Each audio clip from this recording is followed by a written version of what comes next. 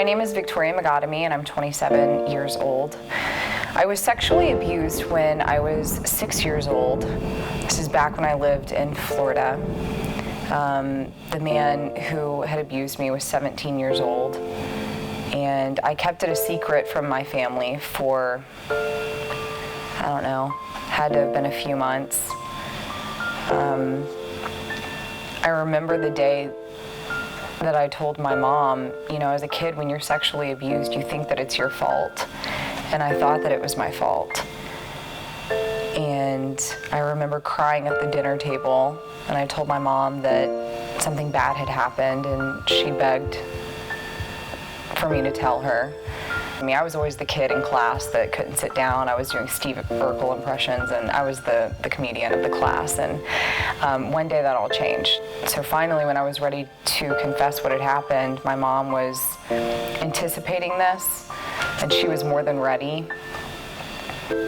My parents were divorced at the time, so this happened while I was under my dad's supervision, not my mom's. And my mother had gotten in touch with my father, who lived in Florida at the time, and confronted him about it. And he didn't really believe my mom. He thought I was just a kid. He thought I was lying.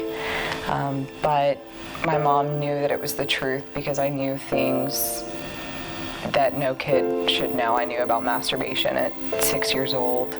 I was very angry. I had mood swings. I became very OCD. I had to go to years of counseling to get rid of certain habits. Then when I was in college, I was in an abusive relationship, which didn't help, because I was kind of sorting through the lack of relationship that my father and I had, and overcoming all of the anger that I was dealing with when it came to the sexual abuse that had happened in my youth. It led to really bad drinking habits. I was a very angry teen, kind of drowned my sorrows in alcohol. Alcoholism runs in my family, so every time I was angry or every time I felt sad, I would just kind of dive into a bottle of whiskey or rum. And I wasn't proud of my decisions, but it was pretty hard to overcome such abuse. I don't think about it as much these days, because I have worked so hard to be a different person. For years, it was on my mind daily. It affected my relationships. It affected my daily life, because I drank a lot. And part of the time, I don't think I even knew that my drinking habits were out of sadness. It's more of like a hindsight 2020. Realizing how happy I am now, I now see how unhappy I was for 20 years of my life. I would tell that 6-year-old not to be afraid and that it's not your fault. For years, I thought it was my fault because I was so violated. And I was made to feel like it was my fault. I was told to keep it hush-hush, to not tell anyone. Don't go tell your dad. Don't go tell your mom.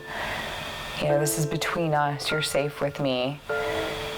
And so I was afraid to tell my own mom that I had just been violated. And so if I was sitting at a dinner table in the exact situation that I was in 11 years ago, I would tell that little girl that it's not your fault and that there is help. I want to be a part of Cyber Cop Academy because it sounds cliche. I want to take the bad guys down. I want to be a part of a movement. I want to help prevent this very situation from happening to another young, innocent little girl or little boy. The first person that we put behind bars, I just don't think that I'll have words to describe how happy I'll be.